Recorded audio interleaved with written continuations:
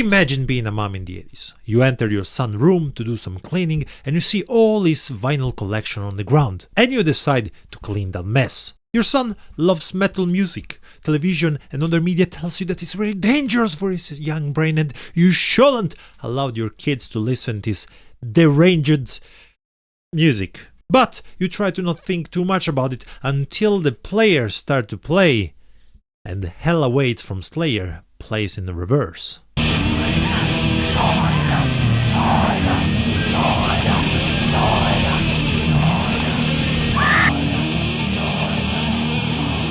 Hi guys, BorisT here, welcome back to this new video. Today we are taking a look into dangerous, satanic and hidden messages in our favorite music. Metal is definitely dangerous. Just look what it did to me. And you don't want to be like me. So listen to Taylor Swift, she might save your life. So today we are gonna listen 10 bands or individuals that release some hidden messages in their music that probably shocked your mama. Or if you're too young, that probably shocked your grandma. And even if for today's standard we found these things pretty funny, you have to try to get in the mind of people of the time and think what they were probably feeling, getting in touch with something totally new and unexpected. So the first band I wanna talk is actually the band that I mentioned at the beginning of this video, and it's Slayer, one of everybody's favorite thrash metal band out there. And the song, as I mentioned before, it's Hell Awaits. Imagine putting this album in front of your parents for the first time and you have that type of intro. Now imagine you accidentally playing it backwards, and what actually your parents listen is this.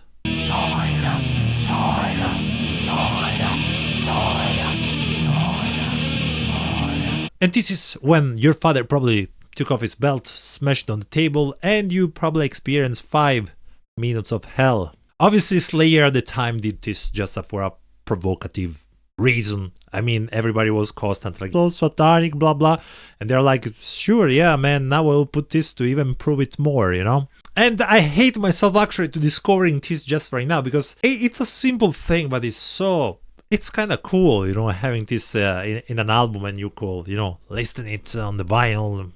It's just fucking cool. I love it. The next song is from a legendary British band called Iron Maiden. And the song is called Still Life from their album called Peace of Mind. If Slayer loved to play with Christian fanatics, Iron Maiden decided to use a different approach. A more like a goofy approach, trying to just ridiculize those people and say, you know, you're stupid. If you are a granny listening to the intro of this track, you are probably thinking, holy shit, this is so satanic. This band Iron Maiden has an album that's called Number of the Beast. Let's listen to the intro. Well, you know, even at the time, if I was old fart listening to this, I wouldn't really think it's satanic. I would think it's Jabba the Hutt or something, you know, from Star Wars. But let's listen it backward, okay?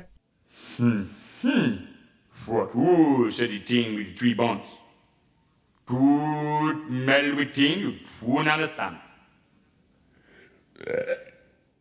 So now, if you didn't understand what he says, well, you're not the first one. It's pretty hard. So I needed to search for it, because I don't know if it's old English or something, or he's just drunk, but it says, who says the thing with the 3 bones? Do not meddle with things you don't understand. With a nice burp at the end. The person speaking is actually Nico McBrain.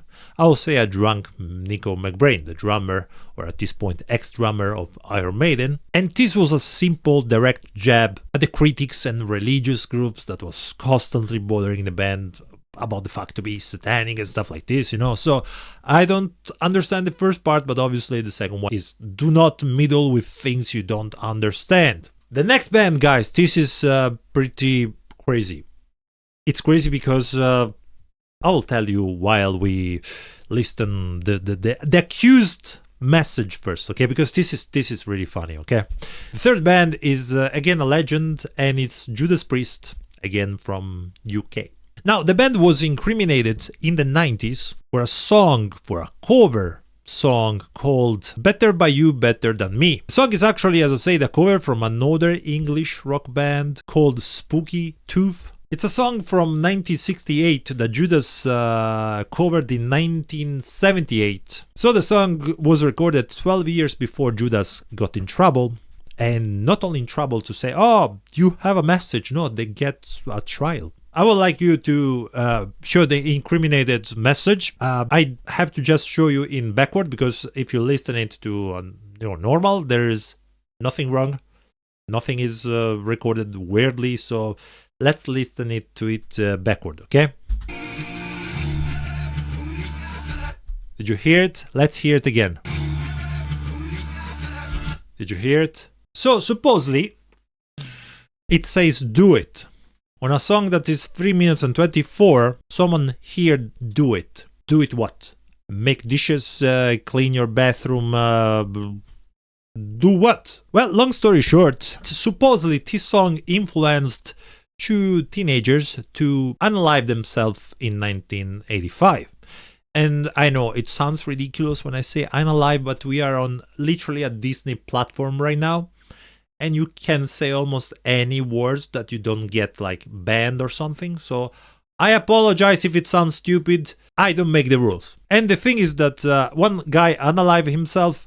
The other one tried, basically exploding half of his face, but survived. And the parents of this guy brought Judas Priest in court, claiming that it's because of this song that the guys did what they did. And as the comment section says here, if you listen the song and backward, you can find everything you want to hear, basically, you know? And it's basically the same thing also Rob Halford said in the trial. We went into a studio in Reno, and I said, look, there's a collection over there, and we pulled some out, and I played it backwards, and it sounded like I gave him a peppermint something, something, something.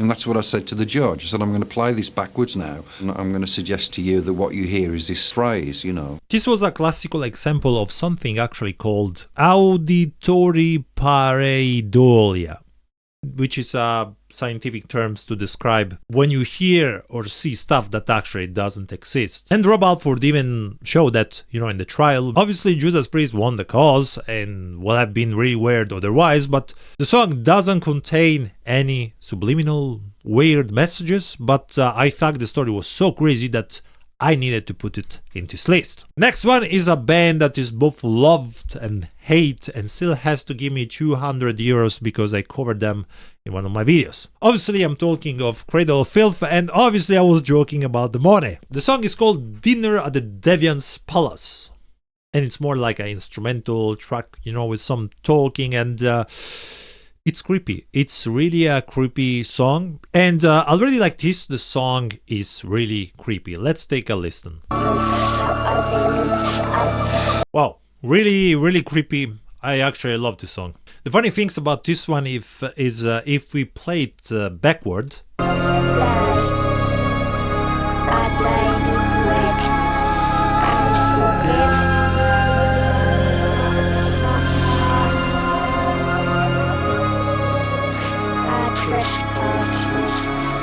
You know what I noticed when I listen it backward? That it still sounds good and creepy. It sounds good backwards as it sounds normal, you know, it doesn't sound weird.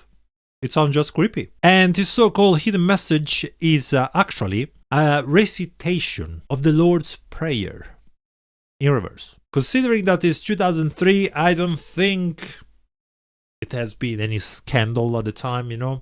Early 2000s were pretty, you know, okay with everything as I remember as a kid. So yeah, it's pretty cool as a horror thing, but obviously it doesn't have the same shocking value of things released in the 70s, 80s. Next band, we are finally leaving the UK. All the bands are almost from the UK. UK had a fucking great bands at the time. That's wild. Anyways, we are flying up to the North Europe, where I have the privilege to live, and we are actually in Norway with Darkthrone. And the song is written in Norwegian, so I need to take a snip. There is As flitter mis as satans spiss. How was my Norwegians? Probably in the best Norwegians you ever heard. And this is the song. Obviously, the album is Transylvanian Hunger, one of my favorites from Darkthrone. And I never know about this message. You know, when I was listening, I never know even about Slayer. You know, like I said, it's just so cool. You know, like I don't know, it's simple but cool. So let's listen first the track normally.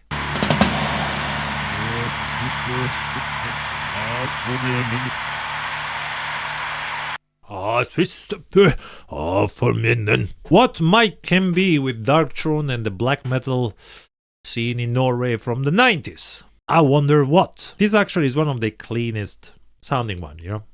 Listen. In the name of God, let the churches burn. In the name of God, let the churches burn. Cool, cool. Pretty cool from the 90s. In the 90s, I think still these things were scary a lot of people. And especially, you know, a message like this, with all the shit going on, with the church burnings, etc., was kind of cool, you know? Nowadays, we should have something different, you know, like, in the name of God, burn the mosque. No, oh my God, I can hear it. Holy shit, the UK police is coming at my house. And oh yeah, we have another band. And guys, this one, I actually feel sad that I didn't know anything about them till this video, because they're good for what I've listened, you know, while I was making this video. And they're called Grim Reaper. And the song we are going to listen, it's called Final Scream from Fear No Evil album 1985. For a copyright purpose, I can't let you hear the intro, but I will try to let you hear a little piece. It's just fucking funny as hell. 8:30, boy, time you were in bed. Don't argue with me, Michael! It's literally Satan trying to put Michael to sleep, you know, and Michael's like, I'm 26 years old. It's just a little fucking funny intro. What we want to hear is the ending. The ending, let's hear.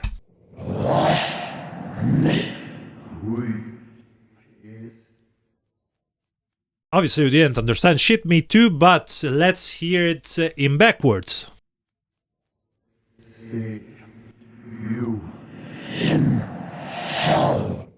Isn't cool? See you in hell. It's cool.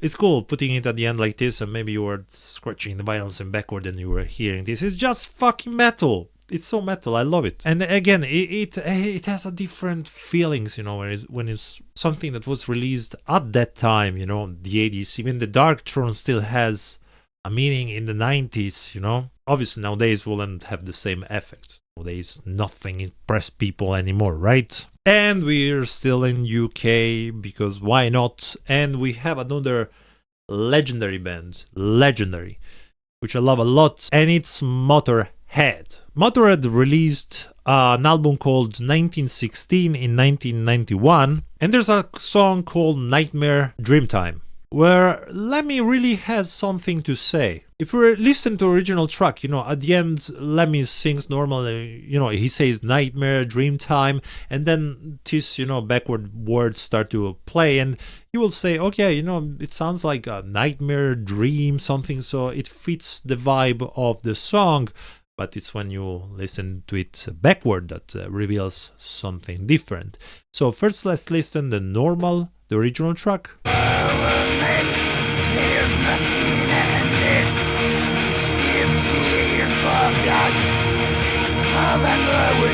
What is this? Let's listen now the reverse part. I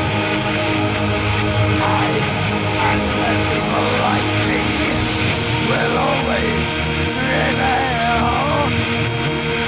You will never stifle free speech in any country in the world. What he says here is, where it is, I wrote it. Now tell me about your miserable little lives. I do not subscribe to your superstitions, narrow-minded fights of paranoia.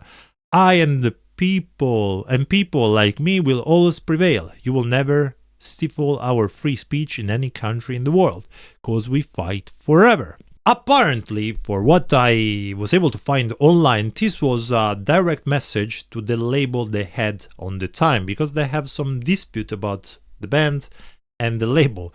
And let me probably decide, why not put a message, against the label that will release actually this album? Genius. Like, tell them in the face, you fucking sucks, and I'll put it on record. The next band or person is another person actually that we lost recently. It's still hard to believe it, because we all love him, and it's obviously Ozzy Osbourne. Ozzy in the 80s were probably one of the top artists used by grandmas and moms against metal music, and he always took it like, in a funny way, and that's what he did also with this backward message, which is, it's so Ozzy. So the song in question is Bloodbath in Paradise, from the album No Rest from the Wicked. Let's listen to the song.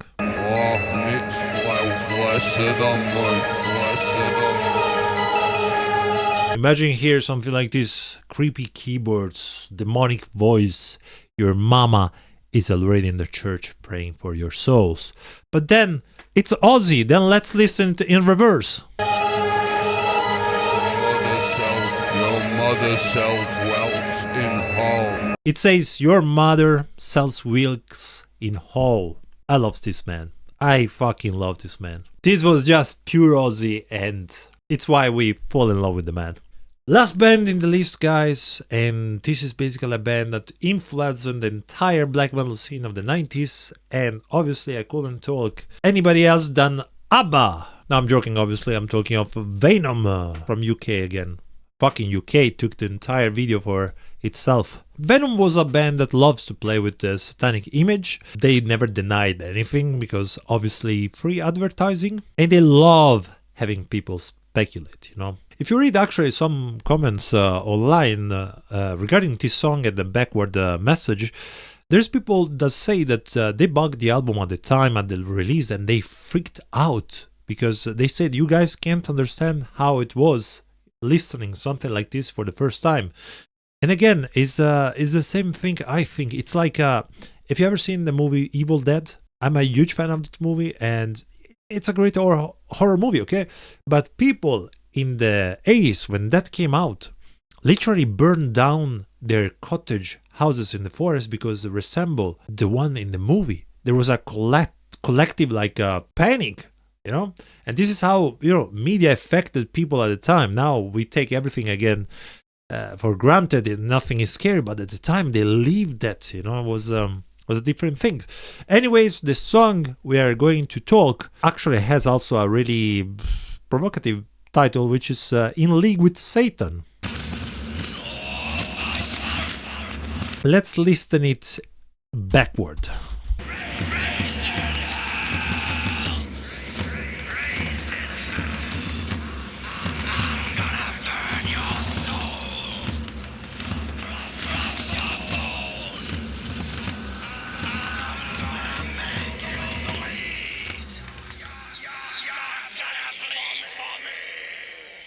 Wow, imagine if you were a kid, fascinating by this stuff. Or you have a kid who was really, brainwashed by his parents and you invited him at your place and you let him hear this stuff. The kid was scared the shit out of himself, It's crazy. It's crazy thinking that this was released in 1981. And if you didn't understand everything it says, actually, Satan raised in hell, I'm gonna burn your soul, crush your bones, I'm gonna make you bleed, you're gonna bleed for me. It's so fucking cool. I need to get all those old albums on a fucking vinyl. It's this cheesiness that I fucking love, okay? I freaking love. I should do something like that with Vision, my 80s project. No, something simple, like you guys are listening to the tracks and then you put backward and this come up. Why are you gay? Anyways, beautiful people out there, this was the last band in the video. Hope you enjoyed this video. Let me know in the comment section if you know more things that maybe we can check in the future. Thanks for watching, guys. Have a great day. See you soon in the next video. Cheers. Satan.